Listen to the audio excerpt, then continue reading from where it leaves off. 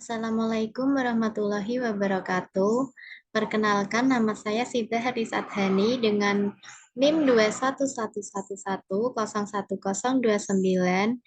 Di sini saya akan mempresentasikan hasil tugas UAS kritik dan apresiasi arsitektur.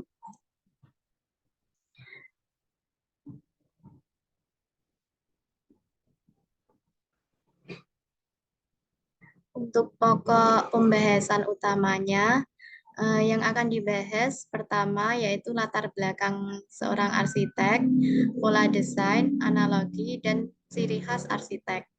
Yang kedua, apresiasi produk-produk. Di sini saya memilih arsitek Ridwan Kamil, yang latar belakang arsitek, nama lengkap Muhammad Ridwan Kamil, lahir di Bandung 4 Oktober 1971. Dikenal dengan sapaan Kang Emil. Saat ini Ridwan Kamil dikenal sebagai Gubernur Jawa Barat dan sebelumnya merupakan Wali Kota Bandung pada periode 2013 sampai 2018. Sebelumnya, Ridwan Kamil lebih dulu memulai karirnya sebagai seorang arsitek sebelum terjun ke dunia politik. Ridwan Kamil merupakan lulusan Institut Teknologi Bandung dengan S1 jurusan Teknik Arsitektur dan University of California, Berkeley, Amerika Serikat yang melanjutkan S2-nya dengan jurusan Urban Design. Untuk pola desain, desainnya tidak dapat ditebak karena stylenya berubah-ubah.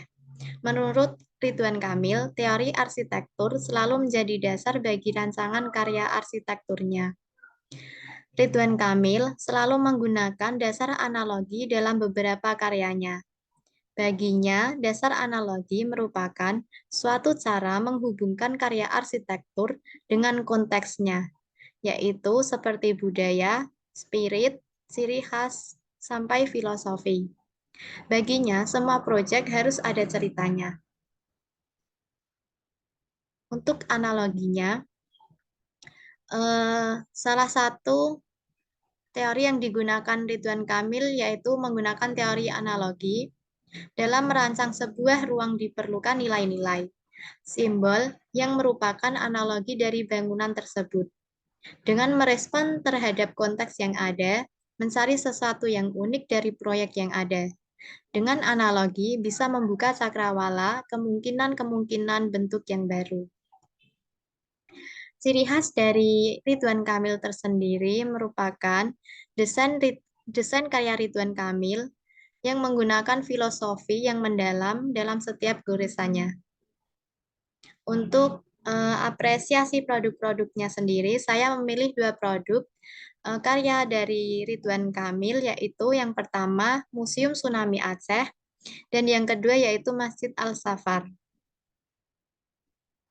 Yang pertama, Museum Tsunami Aceh menggunakan analogi romantik. Karena menurut saya, dalam analogi romantik ini sangat sesuai dan berhubungan dengan filosofi atau cerita-cerita yang terkandung dalam ide-ide yang dihasilkan dari Ridwan Kamil, mengapa dia bisa membangun bentuk-bentukan yang seperti ini. Dan penjelasannya yaitu Rumah Aceh Escape Building atau Museum Tsunami Aceh tersebut yang dibangun di atas areal 10.000 meter persegi mengambil ide dasar rumah Aceh, rumah tradisional rumah orang Aceh yang merupakan rumah panggung. Tak hanya itu, unsur tradisional lainnya diterjemahkan dalam eksterior bangunan museum. Tarian saman sebagai cerminan habluminanas atau konsep hubungan antara manusia dalam Islam didistilasi ke dalam pola fasad bangunan.